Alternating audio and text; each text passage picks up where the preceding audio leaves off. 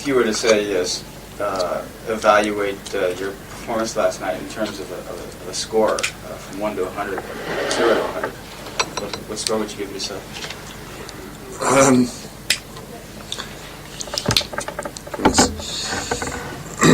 I would give last night's concert. Tom Robinson won the audience 10. Why is that? Because the audience made the concert. The response then made the performance better. Your performance wasn't up to par, or? Not in the first half. Oh, really? As the audience started to respond, then it fired up myself and the band. He saw you back in '81, and one thing he noticed this time around was that you're the only foreign musician he ever seen who's been able to actually put together Japanese words into sentences with meaning. And, other people will just say a word here and there, but you strung together words into real sentences. Mm-hmm. It surprised him somewhat. Yeah, well, that last visit we actually had a month playing, 28 concerts, sometimes 2 shows a night, and travelling. It was very low budget. We travelled by subway, and so we really saw Japanese life close up. Instead of like when you come in as a big star and do the big concert tour, you don't get that same contact. No frills. None at all. Yeah. Absolutely none. You picked up a lot of it back then, is that what you're saying? Yes, I picked up a lot then, but I also made a lot of friends who, some of them visited London after that, and so I had the chance to practice. And also, when you actually have friends, you start to learn the more interesting words, like chombosuru, benjo, and セクター27をね、彼が抜けた後に、そこでドイツに渡って。Apparently after you left Sector 27, you've gone to Germany to do something. He said you picked up some German there as well. Yeah, German. I'm fairly fluent in German. No. That's from having lived there for a couple of years? Yeah, I had it at school, but I was miserable. It was like the worst subject. So it was just a personal challenge at that time to try and acquire German. What is the significance of, say, in your own case, of learning foreign languages? It's communication, because there's the 2 aspects always to a musician's work. I mean, there's the objective side of just putting the music together that works, and then there's delivering it to people and communicating it to people. So, if you like, in the case of an album, the record itself is the construction of the music, but the sleeve is the presentation and the way you dress, the way you are, the way you do interviews and stuff. On stage, first you have to get the band rehearsed and teach them the songs and get good musicians. But then you have to communicate to an audience, and the music can communicate on its own. I saw Richard Thompson a couple of nights ago, and he played really well, and people sat and they listened and they enjoyed it, and it communicated. But to get people really involved, I think you also need communication skills, and of course language is the ichiban. What do you think shows the involvement, though? What proves the involvement? It's a kind of uplift, I guess. A kind of to and fro. I think Richard would have played well whether or not the audience had been there. It was a bit like watching a movie instead of going to a theatre. Do you think that your language learning reflects itself in any ways other than this act of communicating? Is it also reflected to say you're creating the music? Well, it's just a love of language for its own sake. I mean, you like driving a car, you use it to get from A to B, but you can actually actively enjoy driving as well. Yeah. And for me, language is not only a means of saying an idea that you have to someone else, but it's actively enjoyable, using it either in writing lyrics, which I enjoy very much, and in collaborations I've always written the lyrics, but and also in communicating with the language. It's like swimming. It's not just from getting from A to B, but it's the enjoyment of the motion and using the words. レコ Do you think that you place more emphasis on live performance than on the making the music in the first place? No, there's been a change for me, really, over the course of 10 years. I've been working 10 years now. And at that time, I was primarily a live musician, and going to the studio was like the dentist. Yeah. You felt better afterwards, but you didn't enjoy the experience. Now, the situation has changed so much so that I own my own recording studio, and I produced the album myself. And I then had the problem of how to reproduce the record, which I've made on stage. When do you think the change came about that you started enjoying the recording aspect more? I think it's a universal change that has taken place in musicians' consciousness around the end of the 70s, beginning of the 80s, triggered by the occasion of the programmable drum machine and the home porter studio. At that point, the musician was able to make music in the bedroom instead of in the garage. So he was able to free himself of the constrictions of outside studios and professionals. He was able, yes, exactly. It demystified the entire process, so the musician was able to say, "Oh, that's what it is. Ah, right." You know. Personalized it. 後半なんです It's hard to kind of get a grasp of how musicians make ends meet. I mean, it sounds like a rather crass subject. Oh, We please. bring up dollars and cents or pounds or whatever. Sure. But, when you hear like a musician gets one single in the top 20, you really have no idea what that means to him. So, like say in your own case, has it ever been a problem making ends meet there, or has there always been a sort of a cult that's supported you? Or has it been just, have you been resting on the laurels of the early successes? In an economic sense, financial sense? Sure. No. I think that's really interesting. I was just wondering, what is your situation? The difficulty that we all face is that it costs the same to make a flop as it does to make a hit. And an album is an album. You have no way of knowing. It's like gambling. You have to put the stake down. And sometimes you can make a really cheap record that sells and sells and sells and sells, and sometimes you can spend like $250,000 and you end up with a pile of crap. Or you can end up with something really good that costs $250,000 and it still doesn't sell for some reason, like Brian Ferry's last album. My own situation was that TRB started as a garage band, Tom Robinson band 10 years ago, and we had a hit, so we made an album. Because we had a hit, the recording money was there. We then had some money from the album to make the next album. TRB2 was not successful, didn't recoup its recording costs. However, there was still some money left over, so we then made the Sector 27 album. That also didn't sell. At that point, the British government came back and said, well, all this money you made from the first hit, can we have the tax now, please? And so, at that point, every penny had been spent on making the previous two albums. No money had been generated to speak of. And there was all this debt. And so my management went bankrupt. And I had to flee to Germany, which I used language as an excuse saying that's why I've gone to Germany, but the reality was to flee my debts. Is that right? But did you get out of having to pay that, or were you... Oh no, well luckily. I mean, although it looked like a career suicide move to go to Germany, to move away from where you had been successful, I wrote a song called War Baby there, which turned out to be my biggest UK hit ever. And that made me enough money to be able to move back. But you've been buoyed by that success ever since then? To an extent, because people were less keen to write me off. Obviously, in Britain, as everywhere else, groups come and go every 5 minutes. You see, front cover of the NME, front cover of the Melody Maker, way up British charts, videos on MTV, and everyone goes, "Oh yeah, this is great." And a year later, everyone just writes you off, and you never hear of most of them again. And I was in that situation. After I had a second hit in the UK, people thought, well, we'd better not write him off just yet.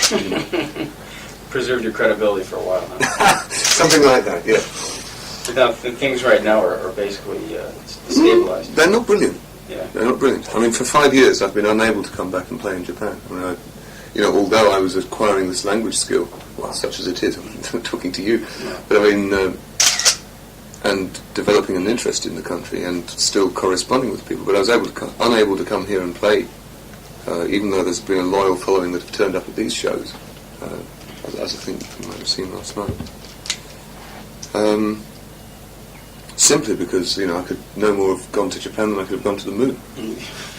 As easy as that. Yeah, there's so little spare cash flying in that. But you had, over the 5-year gap since last having come here, you had wanted to come back here, say, as often as possible then. Sure, the idea was I came and did that very low budget tour, which covered its costs, and the idea was the promoter would then bring me back the following year and we would cover our costs again and we'd slowly build something up. But, after a year, after it's finished happening and you're making big profits on other acts, maybe you lose your enthusiasm. And it's really a sheer chance that Masa-san from Smash happened to come to a concert in London where I was playing, enjoyed it. He had no idea I had some kind of following in Japan or interest, and just said, would you like to come? I think maybe by taking the more fringe acts that Western promoters have, he then sort of puts himself in a good position for getting the big sellers like Jackson Browne. I see. A lot of times when people look back on the golden age or the only age of punk, the Pistols and the Clash and whatnot, you were kind of active in that whirlpool at the time there. However, for some reason your name isn't really mentioned when artists talk about their major influence at the time of punk. What is the story? How do you think you were evaluated in the historical light of that? It's a curious thing that there's a selective memory takes place. Yeah, exactly. And that's frequently the case when people think back to the golden age of the 60s, that we have a definite image of who was in the charts then. And if you look at the reality of the charts, there are all kinds of us, Peter and Gordon and people like this, that people have conveniently forgotten. And generally the ones who have survived in a big way into the 70s and 80s get remembered as having been there merely by hanging on in there. They might not have been that big then, but because they hang on in, they get remembered. So it's very partial. It's sort of almost Stalinist, like the way they doctor the pictures. Each time a new regime comes in, they cut people out of the picture and then just move it together, and then the history books are rewritten with a different picture in it. That's right. Now, Tom Robinson Band was on the front cover of Melody Maker for 8 different issues in the course of 1 year, right, between 1977 and 78. At the end of 1979, they did a review of the 70s, which was so comprehensive it took 4 issues, and my name didn't appear once. Is that right? Totally revisionist in its...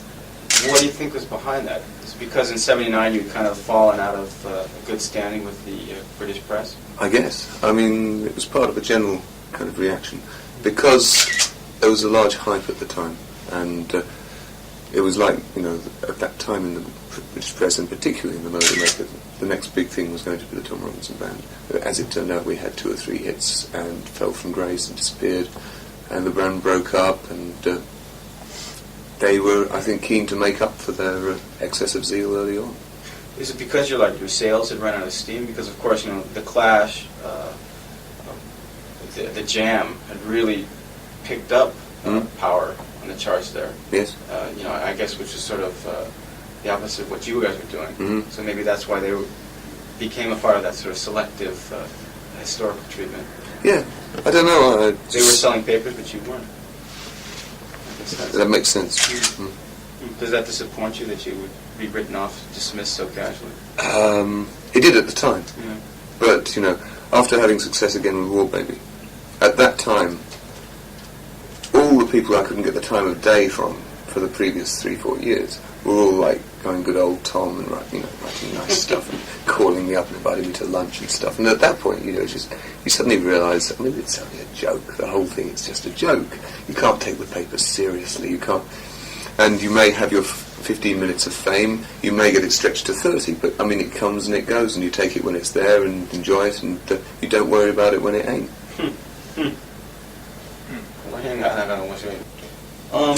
How about you? Your stance in regard to, say, the punk movement at the time? Were you somewhat detached from it? or is it something you were very consciously a part of? Well, like Elvis Costello and Ian Dury, I was considerably older than the people who were responsible for the punk movement, maybe 10 years older at the time. So we were artists who'd been around some time and hadn't been able to break through, who were able to profit by the fact and take advantage of the fact that the doors were being kicked open, the doors that had been closed to us had been kicked open by the Sex Pistols and the Clash. Up to then, the record companies had very much dictated to the kids on the street what the next big thing would be. But at that point, the kids on the street kicked the record companies in the shin, and they had no idea what would sell next, and therefore became much more open to new ideas. I see, so you kind of reap the benefits of the groundwork they had laid. I mean, I was proud to be associated with it. Yeah. I'm not trying to disassociate at all. I was very much felt involved and part of that movement and identified. Do you think your philosophy overlapped, though? Hmm? Do you think your philosophy or musical message overlapped with what was happening at the time? Certainly, yes, at that time. But I don't know how much a bona fide member of it I was. As I say, by position of having been a muso rather than someone like Sid Vicious, who was absolutely that lifestyle 100% all the way, head to foot, and lived by it and died by it. So do you think that coming out with the gay power thing, did that have any negative effects on say what you were doing, in that you could have been handled in a rather sensational way, treated like I don't know, like some maniac up on a soapbox? Do you think that could have had any negative effect on what you were trying to do as a musician? Yeah, the difficulty was that that was such a good story to sell a paper with, that would get written about above all else. I mean, if you say, here is a new band and they've got guitar, bass, drums and organ, everyone says, yeah, so what? They say, and the lead singer is gay. They go, yeah, So, of course, to sell a newspaper, rather than writing, they play really good rock and roll, and they've got a nice tune called 2468 Motorway. They would say, EMI says yes to gay power. It's a good headline. But then when you do successive interviews, people research the press cuttings. So they read the press cuttings to find out what you're about before they interview you, and then they ask you the questions about it. It perpetuates itself. So even if you don't have that as your sense of proportion of what you're about on the stage, in which, that was just part of a picture, is quite different in the press cuttings and then in the sort of kind of media snowball that comes with that. So it did snowball in quantum leaps way out of your control then? To an extent. I mean, to another extent, I didn't care how big or small it became because I thought it was an important issue. But it's curious that it's now painted me into a corner, where in the last 10 years I discovered I was actually bisexual rather than homosexual exclusively. That, if you like, that it was an incomplete picture of who I was, and that there was another half to me that also needed to be fulfilled. And so I found myself recently in the position that I have a girlfriend, and I was publicly singing Glad to Be Gay and privately going home to a woman, which was like the exact converse of the syndrome I tried to avoid, which was the one of singing about love songs to her and then going home to your boyfriend, which is what most gay musicians had done at that time. It's a great paradox there. Did you fear being labelled a hypocrite? Yes. I mean, I feared the hypocrisy inside myself, to be sing that, and I didn't know. I haven't yet really worked out how to resolve that, because if you get up on the stage and you make some great spiel about it, it adds more weight to it than you want to give it in any case, and yet you can't not sing the song. So I was just trying to sort of air that. I mean, the reason I bring it up at all is that I don't want to have people in Japan who've followed me and sort of see me go home back to the hotel with my girlfriend after seeing that and think, hold on, he was kidding us all this time. It was just a commercial gambit or something, which ain't so at all. I still stand by everything I said. It must be kind of awkward, though, having to kind of bring your love life into it, Mike. Having to exactly. act like you have to justify what you've done so far. Yeah. It seems to me kind of, like I said, must feel very awkward. Yeah. Does it ever anger you? Why do I have to put up with this nonsense? Well, I know why I have to put up with it, because I painted myself into a corner, as I say, I built a stick to beat myself with, そのなんていうのかな、自分がゲイである立ちてる。前言ったのがし、Are you still like involved though in trying to preach a sort of gay pride though? Yeah, it's, I mean, the vast thing obviously on the horizon at the moment is AIDS, which, in the case of which the prejudice and the public reaction is far worse than the disease, and far more fearsome. A problem that we have to face in public education on that. And I think we have to drop the fight where we left it at that point, in the fight for equal rights and the rest of it, and just get on with pushing this fucking thing back, that's coming at us. Before we can go back and try and find out, we have to avoid a situation where we get lynched. And so that's the struggle that I'm involved in right now. How do you think you go about curtailing that? It's like trying to move a mountain with a teaspoon. It really is. A friend of mine got admitted to hospital recently with a broken leg, and because he had an earring, and because a man came to visit him in the hospital, they said, "You're gay, aren't you?" He said, "Yeah." They said, "Right, well, you must take an AIDS test." He said, "Fuck that, forget it." Yeah, and so they isolation nursed him. They put him in an isolation ward. They all wore masks and gloves and shit, and they sterilised his plates and everything. Now, this is from medical people, who, of all people in the world, ought to know that you have to either have someone come down your throat or be their blood brother if you want to, if you go, and then you've maybe got a chance of perhaps contracting the virus if they're carrying it. And since 14 out of 15 gay men, even by the most liberal statistics, well, the most conservative statistics, are completely healthy and free from the virus.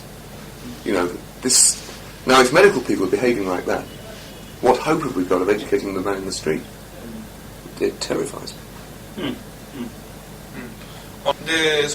You had said a long time ago in an interview about how, your being gay was something you were probably born with, and how it had how it was connected with your creativity as an artist. Now that you find that you're not quite 100% gay, does it have any bearing on what you are as an artist? Well, first, just to clarify the point about that, the way it feels, at least inside, is rather than it being a change of something, is more a completion of something. If you have it like that, and you've only had half of it, it's like filling out the other half. It's completing the picture, if you like. It feels like, up to that point, I hadn't completely fulfilled my potential, but I had the additional thing of being able to relate to women that had yet to come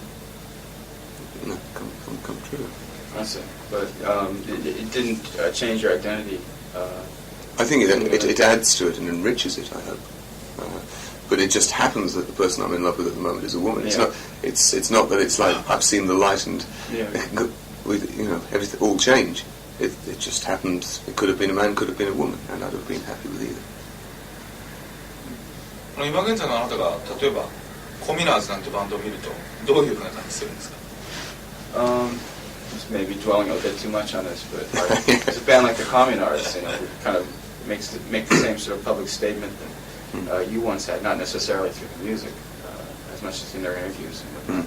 But a band like that, I mean, how does it strike you? I mean, are you basically pleased by what they're doing, or do you think they're something else? Well, no, I think any kind of airing of the subject and any kind of role model that can be presented for young people that is not negative must be a good thing. And we all have our own different ways of going about it, different words to find for it, and different stance to take. But anything, right from Frankie Goes to Hollywood, through Lou Reed, David Bowie, whatever you like, they're all better than not having anything at all. Even the really exploitative things, at least they air it. Even if they're only kidding us, if they're lying, I don't mind, so long as it's something. There are no negative role models, you feel like? You see, I think even the easiest thing is to compare it to the women's movement, maybe, where, you know, the Tammy Wynette "Stand by your man," you know, this whole kind of stereotypical, confining sort of role that she has. Even so, I think it's better to have women singers that are making it and competing up there with men, even with a perhaps an undesirable, from some points of view, model. It's better than just having a male-dominated scene without them. One of my pet peeves here in Japan is that whenever there are people who admit, you know, they're homosexual, but invariably they'll all be limp-wristed. They talk like women, and you know, I think that's doing an incredible disservice to those people who find that very distasteful. Yes. And it seems to me that these, you know, people, if people are interested in coming out and saying it, why do they have to present themselves as freaks or as you know, deviants? Why can't it be done on more of a, you know, like you've done it, on your own terms? I hope they don't mind us going into this, but I think it's important to have both, because some people are naturally feminine, and they need to find expression for themselves too. And I don't want to use the fact that I could be mistaken for heterosexual as a platform from which to likewise oppress other gay people who happen not to have the same facility. And so, like, you wouldn't want to take another example, black people who wear suits and are businessmen, to put down those who wear African robes or dreadlocks and have a less acceptable face of being black in America or Britain. So you'd like to see the whole spectrum? The whole spectrum, I'd like. 今どういうふうに走ってる You host, is that TV or radio? Radio. Radio. Have you found, you must have found many new acts that are quite good then, huh? Yeah, we restricted ourselves to people on independent labels, and preferably unknown ones, rather than people who'd be played by John Peel or the main airwaves. So, although I found interesting bands, they're probably people you would never have heard of and may never hear of again. but that was the brief of the show, really, was to give those people that break. So the most interesting band I heard was called Sensible Shoes, and the most interesting singer was Katie Perks. Did they go on to any sort of substantial fame? That yet remains to be seen. I mean, these are early days. I mean, I think they did achieve, they got some greater breaks, I think, as a result of it being played on that. I think it may have helped. Did any bands go on to that sort of fame and fortune as a result of that program, using that sort of a stepping stone? As I say, it's probably a little early I still think to know whether that program will bear fruit. I mean, we'd probably, the stage those bands are at, we would only know in a couple of years if they finally get upbeat. BBC gives you a license to put on whoever you want, or they screen it rather. No, this is the BBC World Service, which paradoxically is far more liberal than the BBC domestic. So you're basically given absolutely carte blanche. Is that right? じゃあ最後の What type of stuff were you brought up on music, and what one musician or band do you think had the decisive influence on you in terms of turning you in the direction of a professional musician, of becoming a professional musician? When you say brought up on, you mean the kind of bands that I listened to as a kid, or the kind of ones I was fed by my parents? I would say, well, it all depends on which you think is more significant. Oh, well, in that case, the ones you find for yourself, in defiance of your parents, are much more interesting. I was born in 1950, so the kind of bands that I grew up with, of course, Beatles and Stones, on top of which Kinks, Manfred Mann, Who, Yardbirds, those kind of British bands at the time. But of those, the Kinks would have to be the greatest influence. Is that right? You think they're the ones that put you in that direction? It turned out so because they were responsible for shaping my early professional career, because I was signed to their private label in a band called Cafe Society in the early 70s. So I saw Ray Davies work at close quarters.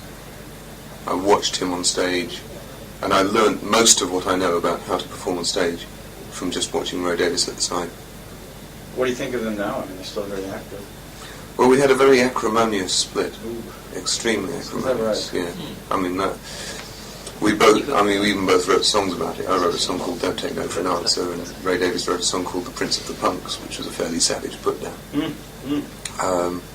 But, I was flattered to finally get a song from my idol. But, now, 10 years later, because I've recovered from all that, I can be much more generous and say if it wasn't for him, I wouldn't really have had my first break. What do you think of the music they're making now? Not much. Not much. The Come Dancing was a return to the old form. But I think on the whole, it appears to me that he's become cynical, and he's making what he thinks people want to hear, rather than anything that he feels in his soul that he wants to get out to them. Is that right? Well, it's only a personal opinion. Yeah. But having been a Kinks fan very intently in the 60s and having watched him work during the 70s, from the distance I am now, it looks that way to me. I could be wrong, and I hope I am. どうもありがとうございます。